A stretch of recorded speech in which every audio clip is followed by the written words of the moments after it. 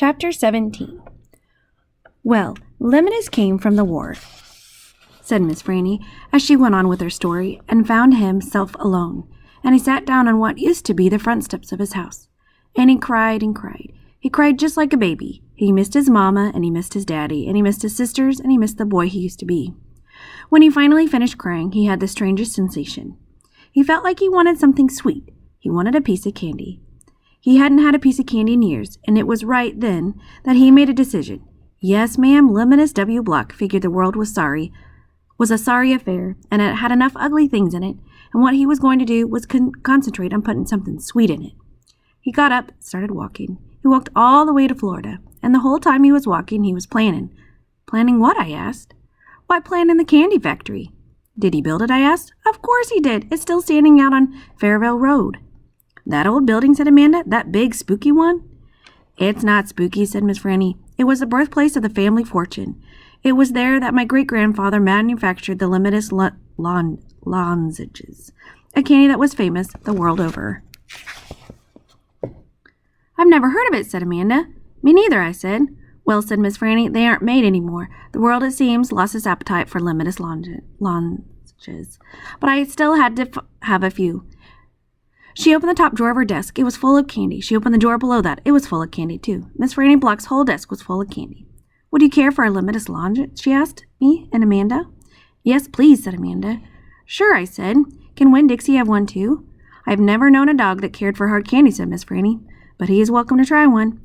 Miss Franny gave Amanda one Limitus lozenge, and me two. I unwrapped one and held it out to Winn-Dixie. He sat up and sniffed it and wagged his tail and took the candy from between my fingers real gentle. He tried to chew on it, and then that didn't work. He just swallowed the whole thing in one big gulp. Then he wagged his tail at me and lay back down. I ate my Limitus lozenge slow. It tasted good. It tasted like root beer and strawberry and something else I didn't have a name for, but something that made me feel kind of sad. I looked over at Amanda. She was sucking on her candy and thinking hard. Do you like it, Miss Franny asked me.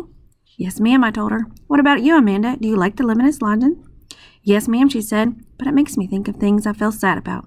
I wonder what in the world Amanda Wilkinson had to feel sad about. She wasn't new to town. She had a mom and a daddy. I had seen her with them in church. There's a secret ingredient in there, said Miss Franny. Miss Franny said. I know it. I told her I can taste it. What is it? Sorrow, Miss Franny said. Not everyone can taste it, children, especially seem to have a hard time knowing it's there. I tasted, I said. Me too, said Amanda. Well then, Miss Franny said, you probably both had a share of sadness. I had to move away from Watley and leave all my friends, I said. This is one sadness I have had. And Dunlap and Stevie Dewberry are always picking on me. That's another sadness. And the biggest one, my biggest sadness, is that my mama left when I was still small, and I can hardly remember her. I keep hoping I'll get to meet her and tell her some stories. It makes me miss Carson, said Amanda. She sounded like she was going to cry. I have to go, and she got up and almost ran out of the Herman H. W. Block Memorial Library. Who's Carson? I asked Miss Franny. She shook her head.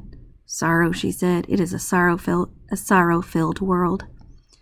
But how do you put that in a piece of candy? I asked her. How do you get that taste in there? That's the secret, she said. That's why Limitus made a fortune. He manufactured a piece of candy that tasted sweet and sad at the same time. Can I have a piece to take to my friend Gloria Dump, and another one to take to Otis down at the Gertrude's Pets, and one for the preacher, and one for Sweetie Pie, too? You may have as many as you want, said Miss Franny. So I stuffed my pockets full of Limitus lozenges, and I thanked Miss Franny for her story, and I checked out David Copperfield, which was a very big book, and I told Winn-Dixie to get up, and the two of us left and went over to Gloria Dump's.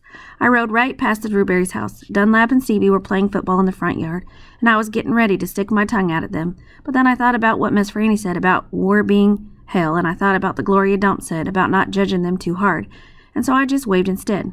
They stood and stared at me. But when I was almost all the way past, I saw Dunlap put his hand in the air and wave back. Hey, he hollered. Hey, Opal. I waved harder, and I thought about Amanda Wilkinson and how it was neat that she liked a good story the same as I did. And I wondered again, who was Carson?